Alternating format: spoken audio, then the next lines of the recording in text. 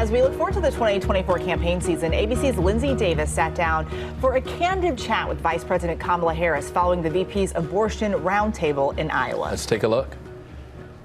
So we're here in Iowa. You just hosted this conversation about protecting reproductive freedom. What does this mean to you personally? Well, it's about understanding that a fundamental freedom for the women of America has been attacked. And when I think about this issue and the fact that the highest court in our land just took a constitutional right that had been recognized from the women of America and what that has meant in terms of depriving them of autonomy over their own bodies and depriving them of the ability to make decisions about their life and their future. You know, there's something underlying this approach that states like Iowa have taken that really suggests that that they don't trust women to be able to know what's in their best interest and make the decision accordingly. And I'll tell you on this issue, I think it's very important to recognize and to be clear. One does not have to abandon their faith or deeply held beliefs to agree the government should not be telling her what to do with her body.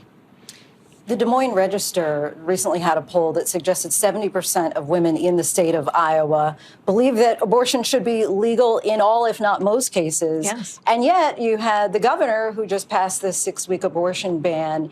And so I'm curious if you are concerned that you're losing ground on this fight in multiple states.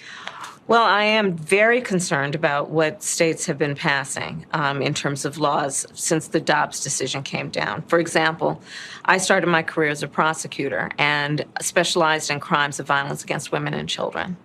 The idea that in some of these states, they would say there's no exception even for rape or incest. And understand what that means. After someone has survived an act of violence to their body, a violation to their body, that these so-called leaders would suggest that she does not have the right to make a decision about what happens to her body next is immoral, outrageous and immoral.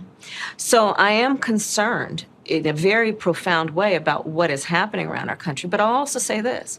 We saw in the midterms when this issue was on the ballot in states from Kentucky to California, the people said, we stand in support of a woman's decision to make decisions about her own body and not her government.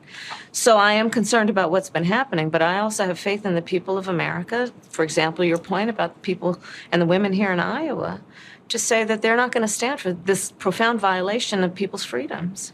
What can your administration do right now to try to ensure that women, especially in those states that have more restrictive laws, have access to abortion? So we're doing a number of things focused on privacy.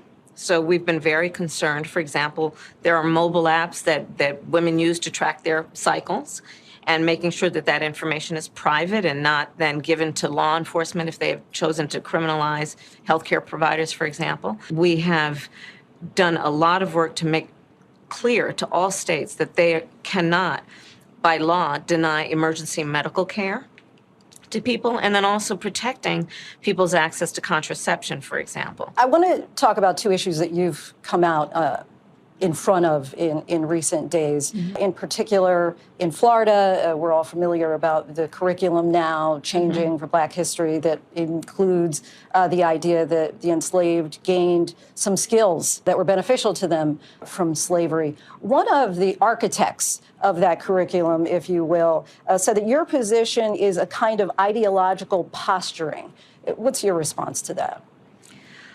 Well, I think that this is just a matter of whether one chooses to speak fact and truth or not. And it's pretty much that simple. I don't think that this is subject to any ideological debate to say that people who were enslaved did not benefit from slavery, period. And I'll say this also, because it almost seems ridiculous to have to say what I just said, that enslaved people do not benefit from slavery. There are so-called leaders, extremists, who are attempting to require in our nation an unnecessary debate with the intention, I believe, to try and divide us as Americans. Stop. Stop.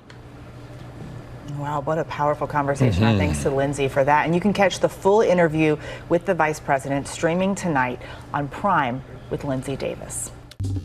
Well, hey there, GMA fans. Robin Roberts here. Thanks for checking out our YouTube channel. Lots of great stuff here. So go on, click the subscribe button right over here to get more of awesome videos and content from GMA every day, anytime. We thank you for watching, and we'll see you in the morning on GMA.